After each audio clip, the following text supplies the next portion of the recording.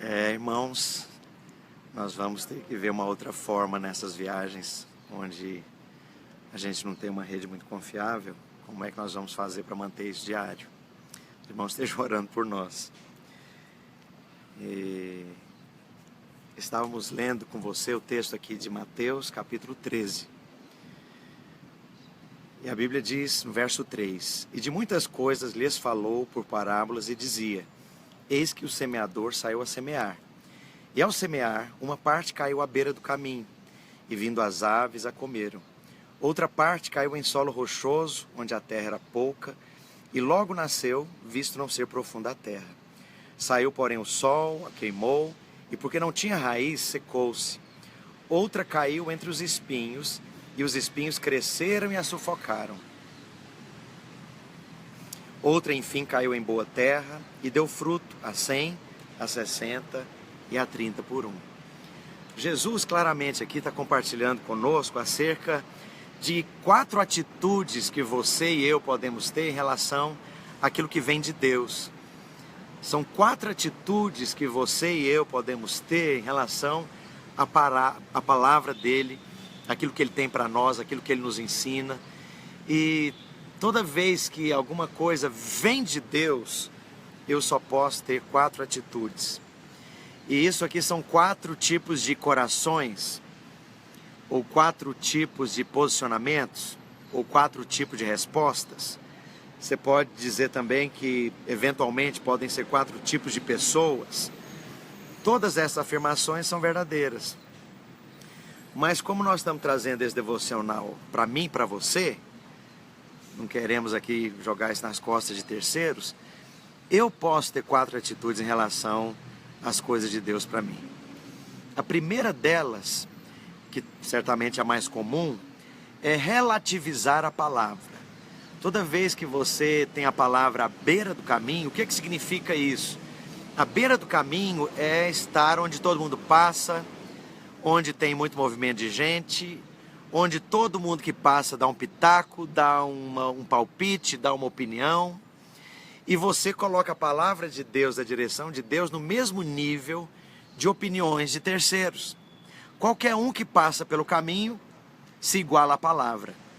A palavra foi jogada lá, mas qualquer um que passa pode comentar a palavra, pode duvidar da palavra, pode, como eu disse, relativizar a palavra.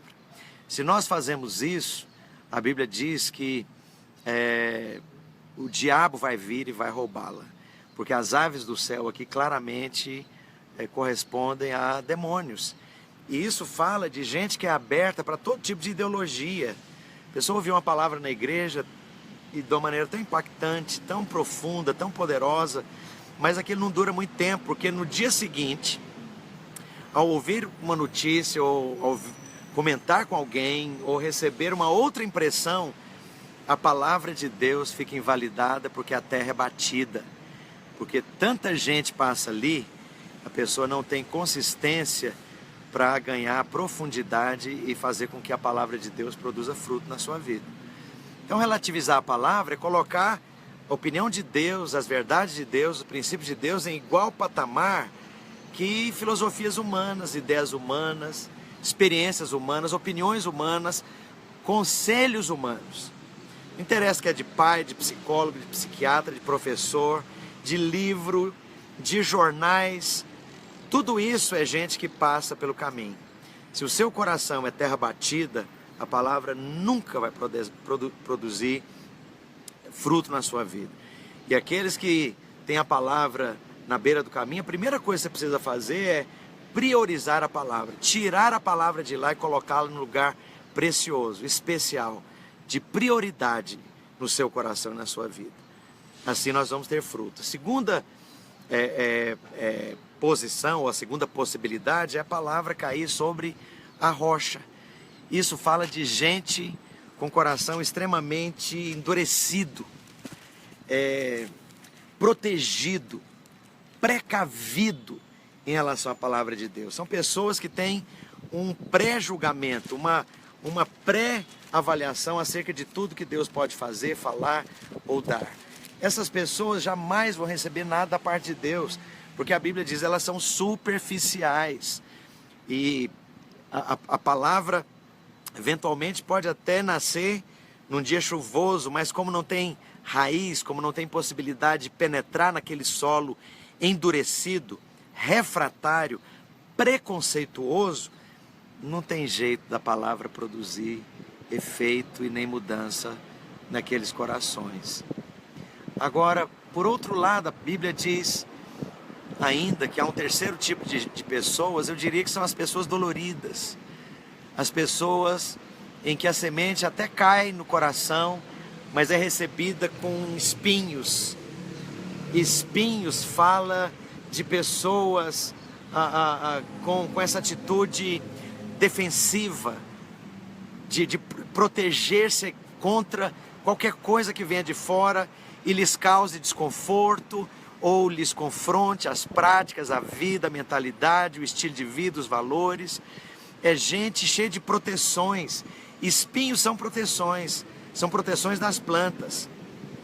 E um coração espinhento é um coração cheio de dor, é um coração cheio de mágoa, coração cheio de crítica, um coração que tem memória demais da igreja anterior, da fase anterior, das coisas anteriores, do passado, do seu lar, da sua criação, da falta que você teve por não ter um pai presente, uma mãe amorosa, enfim, um líder que não lidou bem com você. E aí a sua atitude agora é uma atitude de defesa, espinhenta, qualquer coisa, solta o seu veneno também, qualquer coisa, cata 4 pedras, qualquer coisa, levanta os escudos, sabe? A Bíblia diz que esse tipo de atitude sufoca a palavra de Deus. Não é que a palavra não está lá não, mas a palavra vai ser sufocada.